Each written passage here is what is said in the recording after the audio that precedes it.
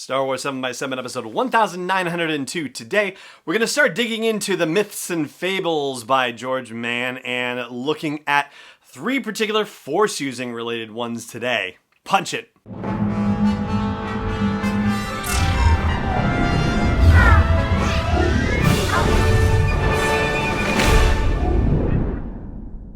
Hey Rebel Rouser, I'm Alan Voivod and this is Star Wars 7x7. Thank you so much for joining me for this episode where we are going to try something dangerous.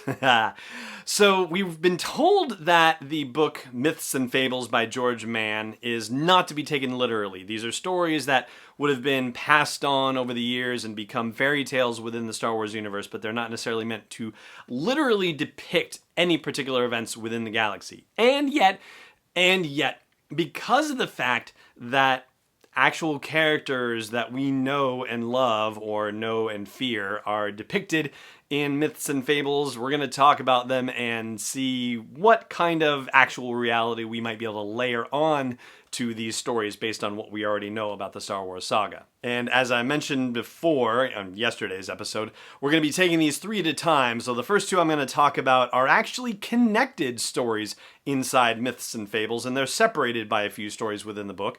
And then the third one is not necessarily connected to that, but we'll discuss that one after the break. So we're not there yet. We're going to talk about the two connected ones, the Wanderer and the Dark Wraith, today. And as I mentioned yesterday, these will be spoilery episodes, so if you're not ready for that, then save the show for a later date. But if you're okay with me diving in, let's do it. So both the Wanderer and the Dark Wraith are depicted as taking place on the planet Serotia and focus on a city named Solace, which is the jewel on the edge of the Boralic Sea. So what a lovely setting it is. And the people of Solace are just, general, hardworking, kind and, ordinary people who have been faced with some extraordinary challenges from time to time. And in The Wanderer, we are told about three of those challenges. The Wanderer is a Jedi Knight, or at least seems to be depicted like a Jedi Knight. It's described as having a sword that seemed to glow with its own inner light.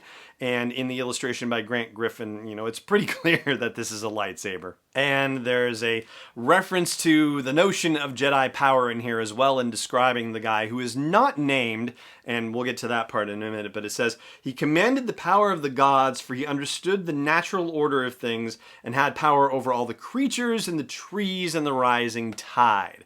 So yeah, that's definitely a depiction of Jedi stuff. He's by himself and he only shows up 3 times in the story and in the hours of greatest need for the people. As far as Jedi go, when they're going out and about, they're generally in pairs and often a master and an apprentice, right? So it occurred to me, just for, the fun of considering it, that maybe this is a former Jedi who took the Barash vow, for example, and decided to, remove themselves from the Order and, just communicate with the Force, but only in dire situations where he felt like he had to do something about what was happening in the town of Solace. Did he actually intervene and kind of, revoke his Barash vow, if you will, and actually get involved with what was going on in the area? So the three situations that happen are, first of all, there are a bunch of pirates that are stealing a bunch of stuff, and unfortunately the townspeople aren't able to muster up a force that can deal with the pirates, and so the Wanderer shows up and deals with it, and all of their ill-gotten goods, the pirates' ill-gotten goods, are returned to their rightful owners, which is lovely. The second time it happens, because of the fact that the port has been prospering, they start drilling out elsewhere and unfortunately disturb a hive of some really awful creatures that start coming loose and infesting the town of Solace and eating children, which is rather awful. Scores of children, as depicted. Until the Wanderer comes, and the Wanderer meditates in the town square and is able to take control of the creatures and lead them back to the drilling site from whence they came. But the Wanderer also destroys the drills, and the people of Solace understand that they are not to upset the natural order of things that way and not drill anymore. And the third situation has to do with some unnatural weather that causes a huge rising tide that is going to wipe out the city and its residents. And the story talks about it being suspected of not being naturally created.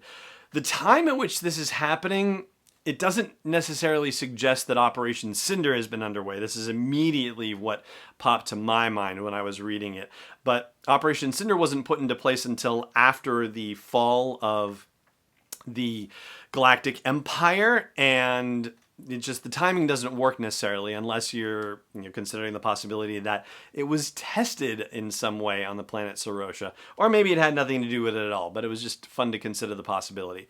And this Wanderer, this former current something Jedi, Gray Jedi, yeah, that's another discussion for another time, comes and in an hour-long standoff holds back the rising tide of water, and ultimately the storm breaks and everybody in Solace is saved. Phew! Now, if we were to try to pin a time on this story, well, I think you would be hard-pressed to say anything other than it can't have happened after 4 ABY, after the events of Return of the Jedi, because, of course, Darth Vader is dead. And the reason why Darth Vader has anything to do with this is because of the other story that takes place on Sarosia, which is the Dark Wraith. And Grant Griffin, who is the illustrator for the book, has said in interviews that, yes, this is Darth Vader that's being depicted in the illustration for this story. So we are hearing a story, a legend, a fable, if you will, about Darth Vader and about how he laid waste to the town of Solace. And the Wanderer never showed up to fight, possibly because the Wanderer was gone, or because, as the story goes, maybe he was, not strong enough to be able to face the Dark Wraith. Probably what ended up happening, let's just take a wild stab at it, is that Darth Vader, on his mission to destroy all of the Jedi that were kicking around in the galaxy, showed up on Sarosia to kill the Wanderer, and in the process laid waste to the joint and to everybody who might have been keeping him safe. And funnily enough, the story actually says that the people of Solace were hoping beyond hope that the Wanderer would show up. And, it's just odd that we were talking about the notion of hoping against hope in Monday's podcast, and what an odd phrase that is, and about how you would have to go back to the etymology of the word hope to be able to understand what it actually is intended to mean, even though we already kind of understand what the meaning of it is anyway. So the Dark Wraith is told as a means of saying, here's basically the boogeyman, and here is what he's going to do if you misbehave. So now the Dark Wraith, with his deadly volcanic arm, as it's described, is going to mess you up, both children and adults, if you step out of line. And they say that nobody really understands why he decimated the town of Solace, although it's suggested in the story that some people think maybe it's because there was so much misbehavior going on that he just had enough and decided to level the whole place. But yeah, it's probably something else. They do also say in the story that they believe that he's, maybe no longer there. Maybe he's still haunting the remains of the town of Solace and is going to mess up anyone who shows up there.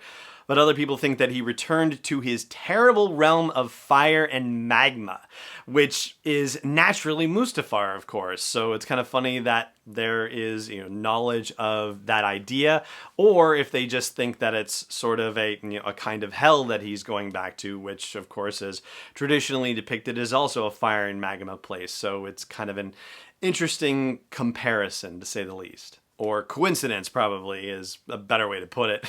And there are a couple of similarities in these two stories and in other stories here as well. First of all, the notion of the supernatural interacting within people's daily lives and people not understanding it, ascribing it to the power of the gods, for example, or, some deadly spectral force that shows up that might be lurking in, pools of darkness or just out of the corner of your eye, right? So that depiction of supernatural intercession for good or evil is part of this. Also, children under threat, whether it's the scores of children that were eaten by the creatures that the people of Sarosia disturbed, or the fact that the Dark Wraith stories are told to help keep children in line, and that there are 2 of the 3 stories about the Dark Wraith talked about kids that were acting up, And finally, when it had gone too far, suddenly the Dark Wraith was the person to whom bad things were attributed in relation to what happened to those kids.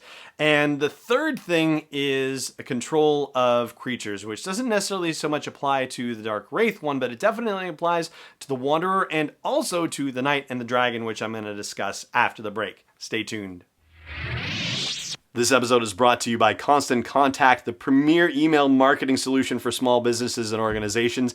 I've used their service since 2003, and over the past decade and a half, I've watched them evolve, make the product simpler, more powerful, easy to use, and do everything that they can to help train people to use the product more effectively and for it to work with other forms of marketing like social media, for example. So check out sw7x7.com/email to learn more about Constant Contact and start a free trial. Once again, that is sw7x7.com/email for a free trial.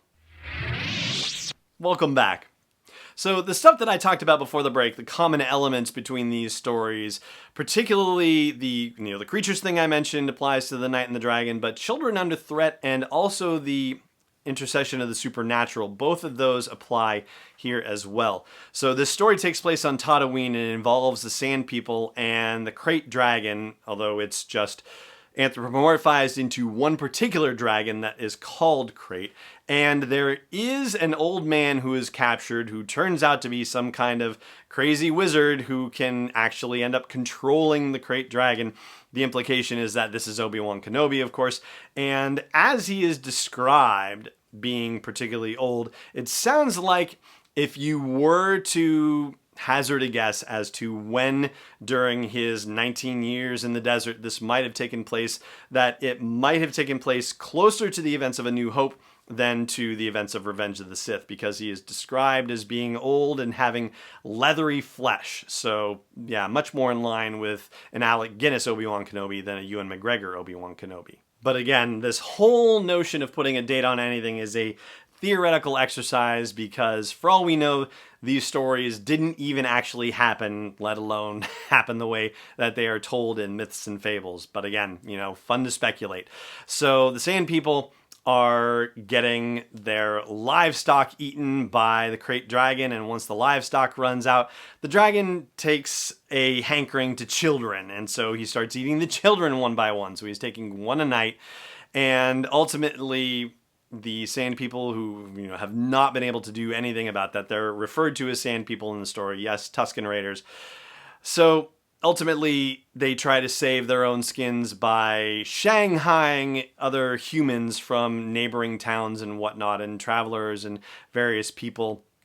Actually, first they tried to steal livestock from another group of Tusken Raiders and use that, but it was too late because the dragon had started eating children already, and it was like, why would I eat livestock when I can eat kids? And so they started gathering humans instead and other people from nearby towns. And so I guess you could have a notion of that's how Tusken Raiders got the reputation for being so dangerous and kidnapping people, because they might have just been trying to appease this crazy dragon that was trying to eat them. But obviously the old wizard gets, wind of the fact that these raids are happening, and ultimately goes into the Tusken Raider camp so that way he can be captured and offered as a sacrifice to this dragon.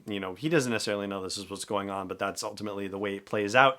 And he is able to take control of the dragon with a Jedi mind trick of some kind, and tells the Tusken Raiders that I'm going to make sure this dragon doesn't hurt you, but you better not mess with anyone else anymore, or I'm going to bring this dragon back and he's going to wipe you all out. And so the Tusken Raiders are like, hey, that's a good deal.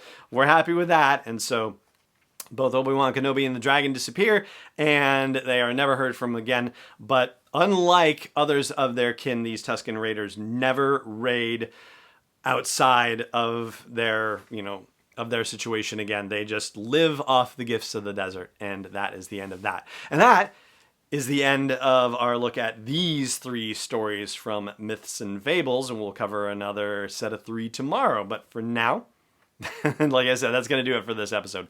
Thank you so much for joining me for it, as always, and may the Force be with you wherever in the world you may be. This podcast is not endorsed or sponsored yet by Lucasfilm Limited, Disney, or 20th Century Fox. It is intended for entertainment and information purposes only. Star Wars, the Star Wars logo, all names and pictures of Star Wars characters, vehicles, and any other related Star Wars items are registered trademarks and/or copyrights of Lucasfilm Limited or their respective trademark and copyright holders. May the Force be with them. All original content is copyright 2019 by Star Wars 7x7. We hope you love it.